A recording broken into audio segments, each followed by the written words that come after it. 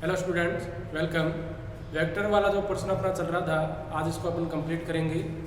13.3 के अंदर एक सवाल अपना रह गया था। उसके बाद इसके अंदर विविध एक्सरसाइज नहीं दे रखी है, 13.5 में ही विविध के कुछ क्वेश्चन ऐड कर रखे हैं, तो उनको भी अपन सॉल्व करेंगे। सबसे पहले 13.3 का एक क्वेश्चन जो रह गया था उसको अपन देखते हैं। वो क्वेश्चन कौन सा है वो देखें।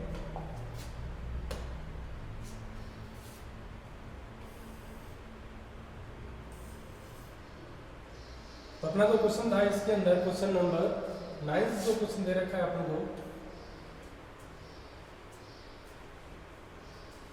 ए क्रॉस आई कैप के मापांक का स्क्वायर प्लस ए क्रॉस जे के मापांक का स्क्वायर प्लस ए क्रॉस के मापांक का होल स्क्वायर हमें सिद्ध करना है 2 मापांक ए का होल स्क्वायर। महत्वपूर्ण क्वेश्चन है, अच्छा क्वेश्चन है, ध्यान से इसको समझिए।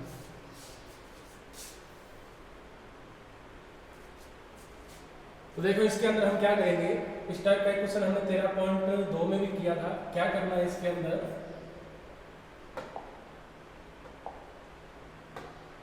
सबसे पहले क्या करना है, माना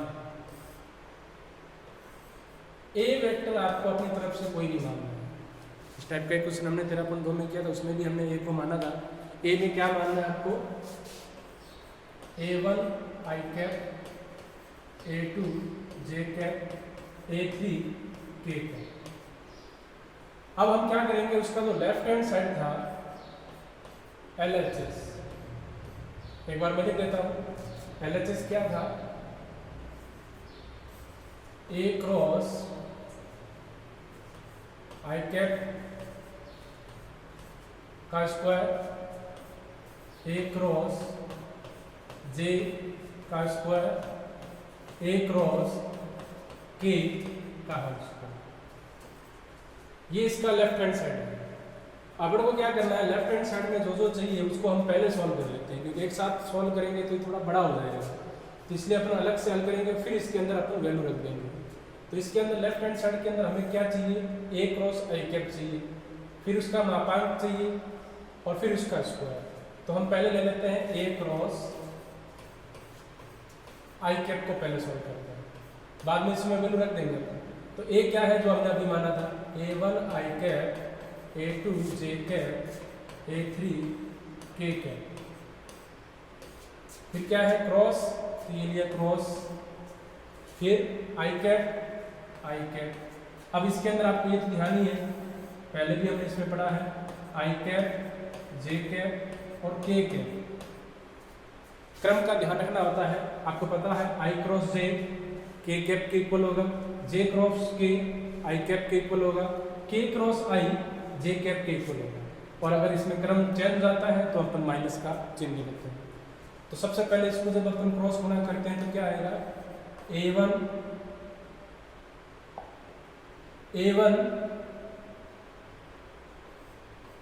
आई क्रॉस आई प्लस A2 जे क्रॉस आई, आई कैप को अंदर अपन क्रॉस गुणा में ले रहे हैं, प्लस A3 के कैप क्रॉस आई कैप। अब आपको पता है आई क्रॉस आई तो क्या हो गया 0, जे क्रॉस आई, जे क्रॉस के बाद जे, अगर इसमें क्रम का ध्यान रखें तो जे के बाद के आना चाहिए, जबकि यहाँ क्या दे रखा है जे क्रॉस आई, यानी कि क्रम चेंज हो रहा है, जे के बाद के की वजह जे के पास आई आ रहा है, तो हम क्या लिखेंगे यहाँ पे माइनस का के कैप। अगर इस क्रम का पालन होगा तब तो हम प्लस में लेंगे, नहीं होगा तो माइनस का चिन्ह लगा के उसको लेते हैं, प्लस A3 के क्रॉस आई, तो के के बाद आई बिल्कुल सही आ रहा है, के के बाद आई ही आ रहा है, तो हम यहाँ क्या लिखेंगे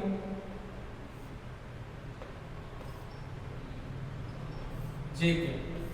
तो क्या बचा अपने पास में, ये तो 0 हो गया, माइनस का A2 के कैप प्लस A3 जे कैप। ये किसकी value I, A cross I cap की। अगर इसका अपन को क्या चाहिए, देखो मापांक चाहिए, फिर स्क्वायर चाहिए, तो साथ में क्या कर लेते हैं, इसका मापांक लेते हैं। तो A क्रॉस आई कैप का मापांक लेंगे तो क्या होगा, अंडर रूट के अंदर किसी वेक्टर का मापांक कैसे लेते हैं, आई जे के गुणांकों के वर्गों का योगफल कर देते हैं रूट के अंदर, तो क्या आ जाएगा माइनस A2 का स्क्वायर, सीधा लिख देते हैं A2 का स्क्वायर, माइनस हट जाएगा स्क्वायर करेंगे तो, प्लस A3 का स्क्वायर।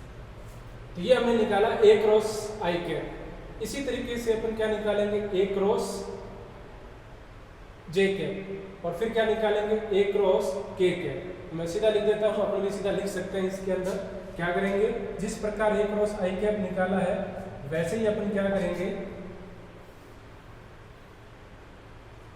जिस प्रकार A क्रॉस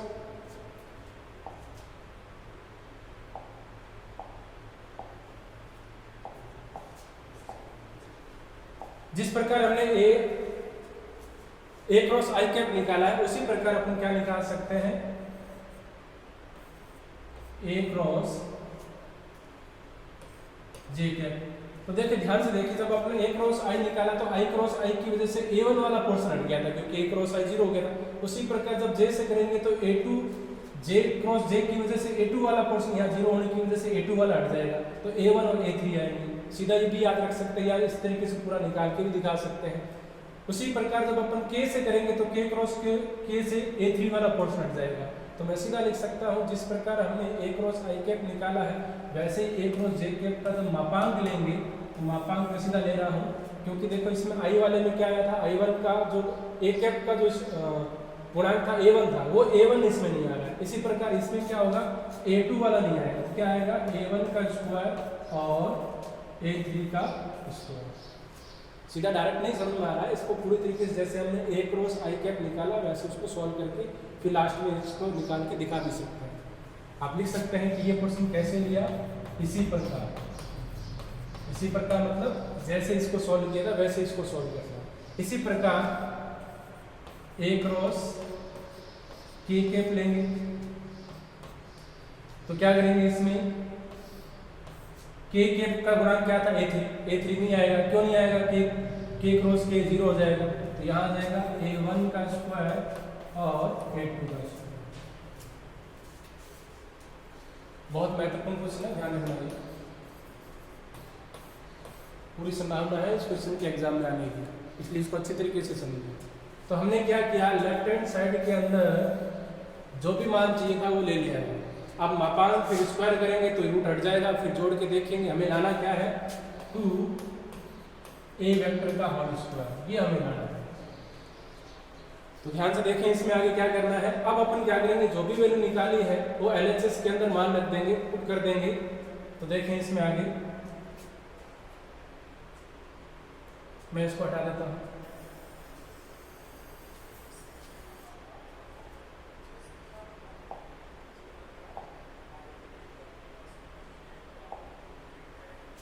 देखें इसमें क्या करना है, जो LHS था अपना,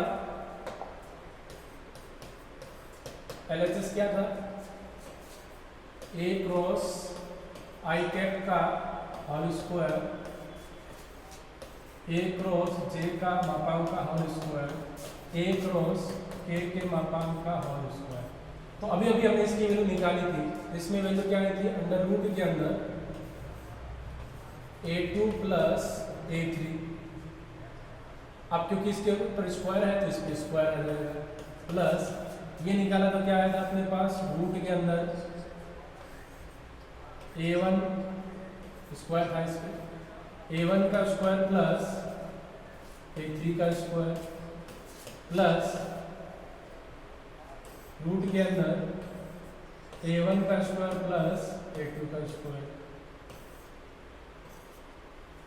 अब जैसे स्क्वायर करेंगे तो हमारे पास स्क्वायर रूट हट जाएगा, स्क्वायर से रूट हटेगा तो क्या बचेगा, A2 square plus A3 square plus A1 square plus A3 square plus A1 square plus A2 square. तो ध्यान से देखें, A1 2, A1 स्क्वायर A2 एक गिरा A2, A3 तो क्या लिख सकते हैं, 2A1 square plus A2 square plus A3 का स्क्वायर।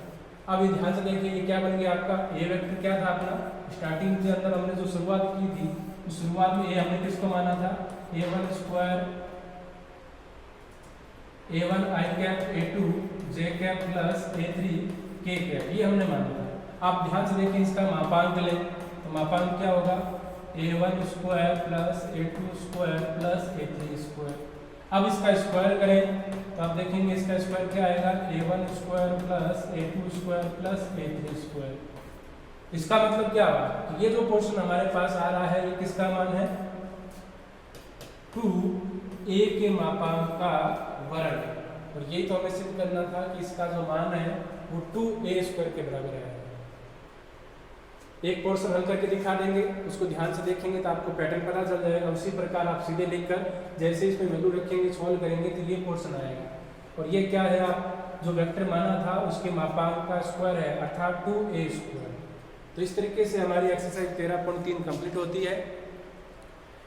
अब इसके अंदर 13.4 और 5 हमारे कोर्स में नहीं है, उसमें हटा दिया गया है। लेकिन विविध के अंदर फिर इसके कुछ क्वेश्चन हमें दे रखे हैं 13.1, 2 और 3 के, तो उन क्वेश्चनों को भी अपन देखेंगे। तो देखें आगे इसमें, तो विविध के अंदर जो क्वेश्चन हम देख रहे हैं उसमें देखें क्वेश्चन नंबर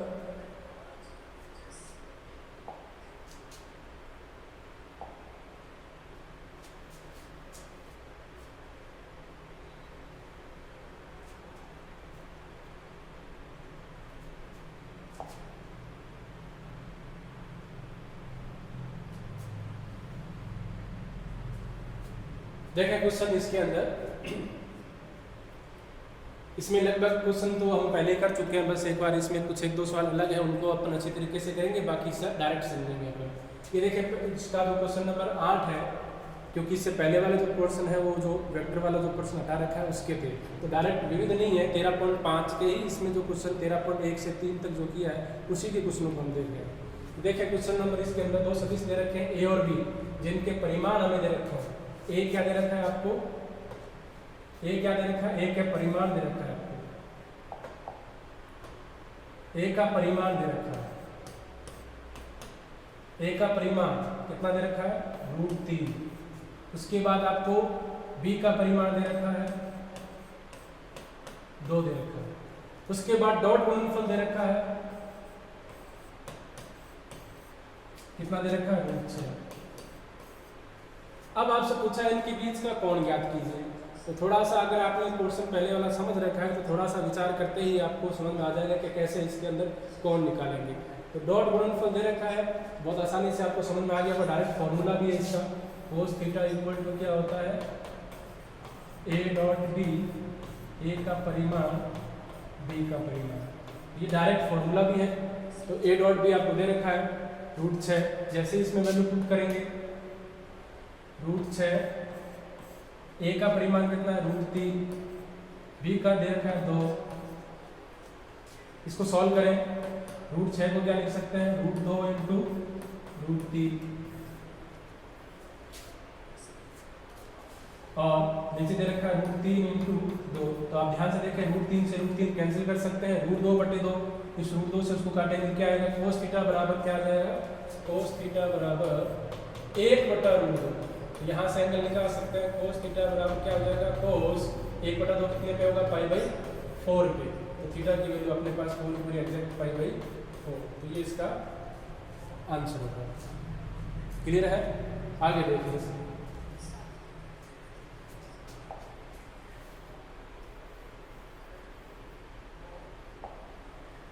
नेक्स्ट तो क्वेश्चन आपको दे रखा है, 2 वेक्टर आपको दे रखे हैं।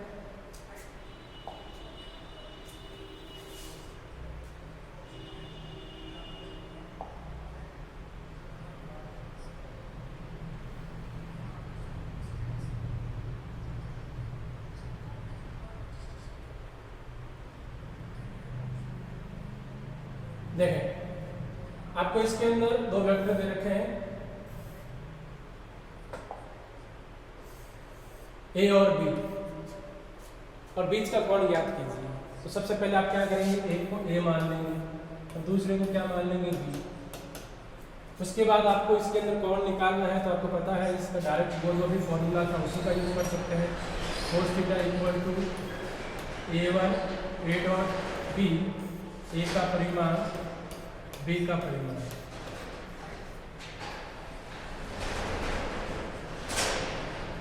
ए डॉट बी, ए और बी आपको दे रखे हैं और उनका परिमाण इसका परिमाण अपन ले सकते हैं अंडर रूट के अंदर 1 का स्क्वायर माइनस 2 का स्क्वायर प्लस 3 का स्क्वायर। इसी प्रकार b का हो जाएगा 3 का स्क्वायर माइनस 2 का स्क्वायर प्लस 1 का स्क्वायर।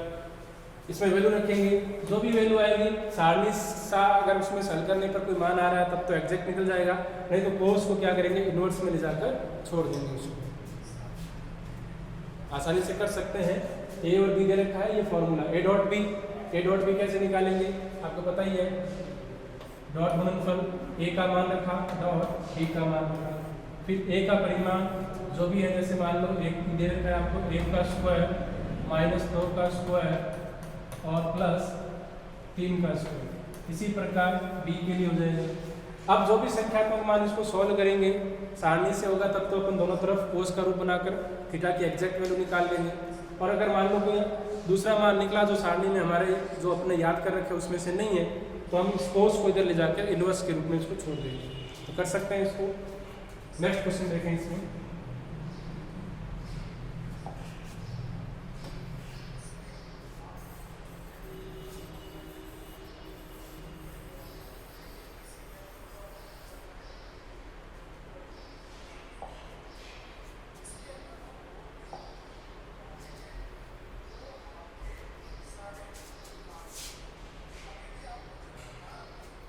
नेक्स्ट क्वेश्चन देखें इसमें।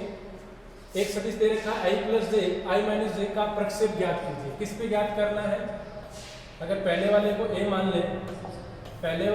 मान लें और दूसरे को बी मान लें, तो मैंने आपको बताया था इसके अंदर जब हमने 13.2 पढ़ी थी प्रक्षेप ज्ञात करने वाला, तो क्या था इसके अंदर ए पर बी का प्रक्षेप ज्ञात करना है। तो ए पर बी का प्रक्षेप ऊपर आ जाएगा डॉट गुणनफल, चाहे ए का बी पर निकाले या बी का ए पर निकाले डॉट गुणनफल। अब जिसके साथ पर शब्द लिखा होगा उसका आप क्या ले लेंगे, नीचे परिमाण ले लेंगे। तो इस पे आपने ऐसे क्वेश्चन किए हैं तो आसानी से आप कर सकते हैं। इसका अगला क्वेश्चन भी ऐसे ही है, प्रक्षेप वाला ही है। पहले वाले को ए दूसरे को बी, इस बार बी पर प्रक्षेप ज्ञात करना है। अगर दूसरे को बी माना है तो उसके ऊपर प्रक्षेप है, सूत्र यही होगा, यहाँ बी का परिमाण आ जाएगा। तो ऐसे क्वेश्चन हमने किए हैं, आप कर सकते हैं। क्वेश्चन नंबर देखें 12 नंबर क्वेश्चन है।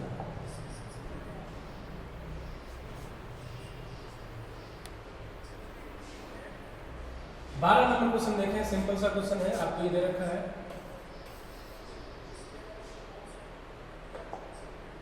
Question number 12, 3a minus 5b dot 2a plus 7b dot गुणनफल करना है। तो नॉर्मल जैसे अपन करते हैं डॉट गुणनफल वैसे ही करना है। देखें इसमें क्या करना है। 3 इसको डायरेक्ट लिख देते हैं। 3a की 2a से डॉट गुणनफल करेंगे कि आप संख्यात्मक मान तो सीधा लिखते हैं 6 और वेक्टर को आप साथ में लिखते हैं a डॉट a। इसी प्रकार 3a की 7b से करेंगे तो कितने हो जाएंगे 21 a डॉट b। फिर माइनस 5b की करेंगे तो minus a 10 b dot a। इसी प्रकार माइनस के 5 की प्लस 7 से माइनस के 35 b डॉट b। इसको ज़्यादा सॉल्व नहीं कर पाएंगे, बस इतना लिख पाएंगे 6। इसको क्या लिख सकते हैं, a के मापांक का स्क्वायर। हमने पढ़ा a डॉट a के मापांक का स्क्वायर। इसको एज इट इज लिख दें 21 a डॉट b। इसको आपको पता है डॉट गुणनफल क्रम बिंदु में होता है, तो क्या लिख सकते हैं 10 a डॉट b और माइनस 35। इसको क्या लिख सकते हैं b के परिमाण का स्क्वायर। एक और स्टेप, बस लास्ट स्टेप ही आ जाएगी इसकी, ये एज इट इज लिख देंगे और 21 में से 10 को कम करके लिख देंगे 11 a डॉट b और लास्ट में 35 b का स्क्वायर। ये इस क्वेश्चन का आंसर है। सिंपल सा क्वेश्चन है। इस टाइप का क्वेश्चन और आगे आएगा जिसमें तुमको मान निकालना होगा। क्वेश्चन नंबर देखें, इसी टाइप का क्वेश्चन है 14 नंबर। तो पहले उसको देख लेते हैं, 14 नंबर क्वेश्चन को अपन देख लेते हैं।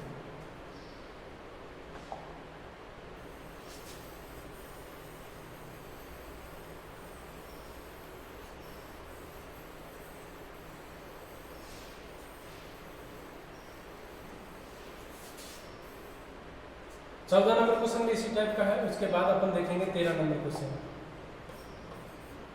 इसमें आपको दिया रखा है x minus A dot X plus A equal to 12। इसमें अपन को क्या ज्ञात करना है, यहाँ a जो दे रखा है एक मात्रक सदिश है। a क्या है, मात्रक सदिश है। तो मात्रक सदिश का परिमाण कितना होगा, 1। a एक मात्रक सदिश है तो उसका परिमाण लिख देंगे, क्योंकि a एक मात्रक सदिश है। a एक मात्रक सदिश है। अगर ये मात्रक सदिश है तो आप लिख देंगे, इसलिए a का मापांक 1 होगा। फिर जैसे अभी जस्ट अभी अपन क्वेश्चन किया था, डॉट गुणनफल किया था, वैसे ही उसको यूज करना है आपको। तो क्या हो जाएगा, x dot x dot a minus a dot x plus a dot a बराबर दे रखा है 12। इसको लिख सकते हैं x के मापांक का स्क्वायर x डॉट a, इसको आप लिख सकते हैं डॉट गुणनफल है x डॉट a के मापांक का स्क्वायर। तो क्या हुआ, ये तो आप कैंसिल कर देंगे।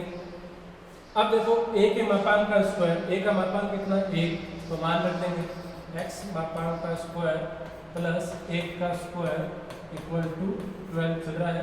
तो क्या हो जाएगा, x का स्क्वायर इक्वल टू 1 को इधर ले जाएंगे। हाँ, एक ध्यान रखें, a डॉट a यहाँ माइनस यहाँ प्लस है, तो इसको सही कर लेना।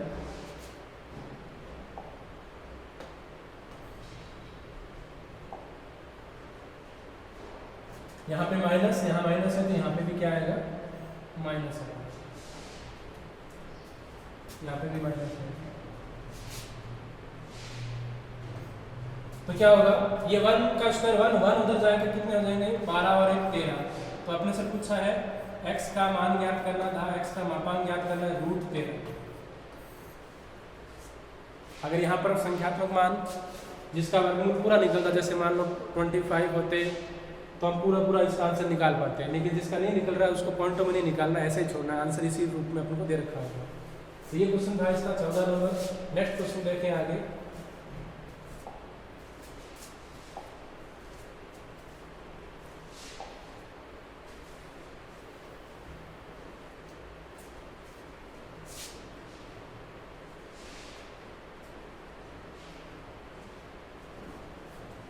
तो हमने क्वेश्चन इसके अंदर ये कर लिया, ये हो गया, ये हो गया। प्रक्षेप वाले 2 क्वेश्चन देखिए कर लिए, 12 हो गया, 14 हो गया। 4 क्वेश्चन और हैं, उनको देखें। 2 सदिश a और b के परिमाण ज्ञात कीजिए यदि इनके परिमाण समान है और इनके बीच का कोण 60 डिग्री है। इनका सदिश अदिश गुणनफल भी दे रखा है। तो आप सबसे पहले क्या दे रखा है, इनके परिमाण समान है, तो प्रश्नानुसार a का परिमाण बराबर b का परिमाण। इनके परिमाण समान है, ये प्रश्न में हमें बताया गया है। और आपको इसके अंदर इनके बीच का कोण थीटा की वैल्यू दे रखी है 60 डिग्री।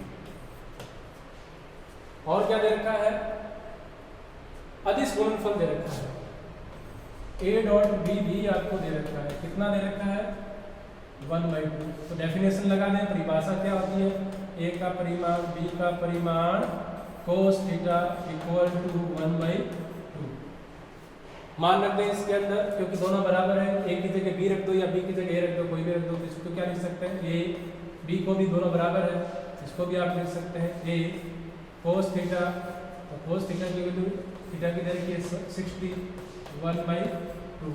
तो क्या हो जाएगा, इसको लिख सकते हैं a का स्क्वायर cos 60 की वैल्यू कितनी हो जाएगी, cos 60 1/2 equal to 1/2।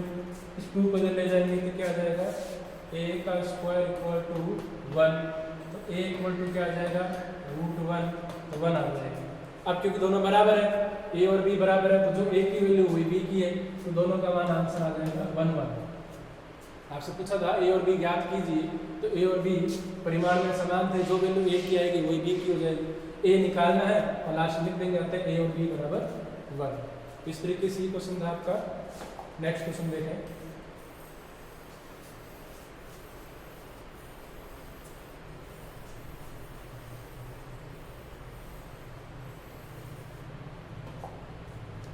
Next question देखें इसके अंदर।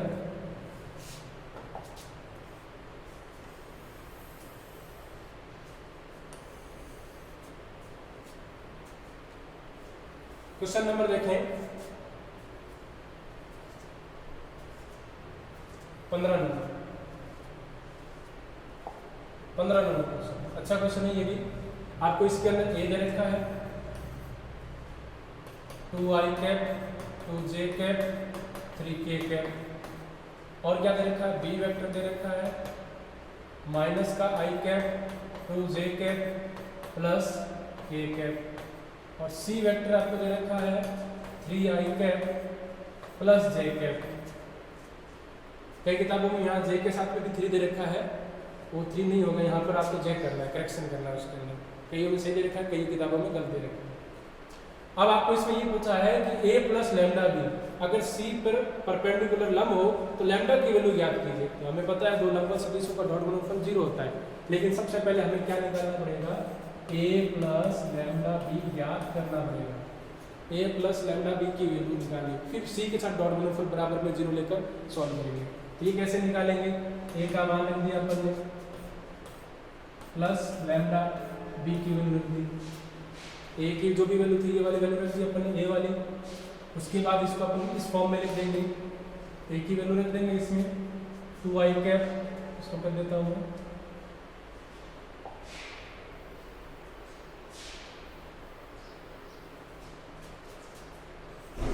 ए plus lambda B.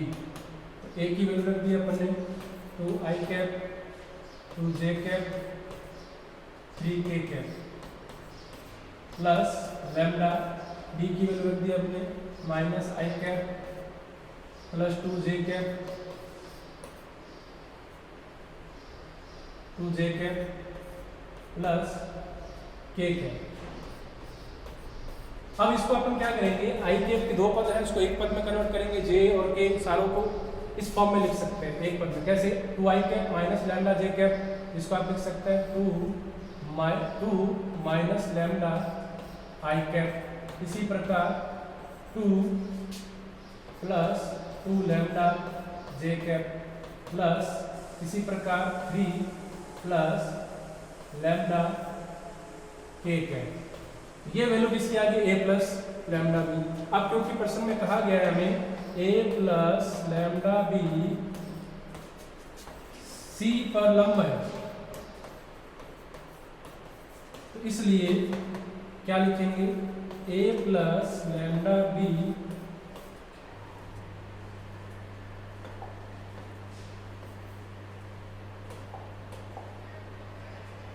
a plus lambda B dot C equal to क्या होगा, 0। अब इसमें वैल्यू रखेंगे, ये वाली वैल्यू रख दी अपन ने इसकी, डॉट सी की वैल्यू ये वाली रख दी 3i cap plus j cap बराबर में चल रहा है 0। ये वाली सेम वैल्यू यहाँ रख देंगे। अब जैसे डॉट गुणनफल करेंगे तो i डॉट i 1 हो जाएगा, तो क्या आ जाएगा 2 minus lambda i dot i 1 हो जाएगा, और 3 भी एक्स्ट्रा है, 3 आ जाएगा गुणन। j डॉट j 1 हो जाएगा, तो यहाँ j वाला गुणन कितना है 2 प्लस 2 लैम्डा, और k इसमें नहीं है तो 0 k कैप के रूप में मानेंगे, तो 0 की इससे गुणा करेंगे तो 0 वाला k कैप वाला पोर्शन नहीं आएगा, उसका गुणा तो नहीं आएगा क्योंकि पूरा पोर्शन 0 हो जाएगा। तो बस आपके पास इतना आएगा, बराबर में क्या चल रहा है 0। अब आप इसको सॉल्व करके देख लें कितना हो जाएगा, 6 माइनस, इसको मैं यहाँ कर देता हूँ, क्या हो जाएगा 6 minus 3 lambda plus 2 lambda equal to 0। इसको आप देख सकते हैं ये कितने हो गए, 8 minus 3 lambda 2 lambda minus k lambda equal to 0। तो लैम्डा की वैल्यू कितनी आ जाएगी, 8 आ जाएगी। तो इस तरीके से हमने इसके 15 तक क्वेश्चन कर लिए हैं, 2 क्वेश्चन इसके बच गए हैं 16 और 17, उसको अपन नेक्स्ट क्लास में देखेंगे। Thank you.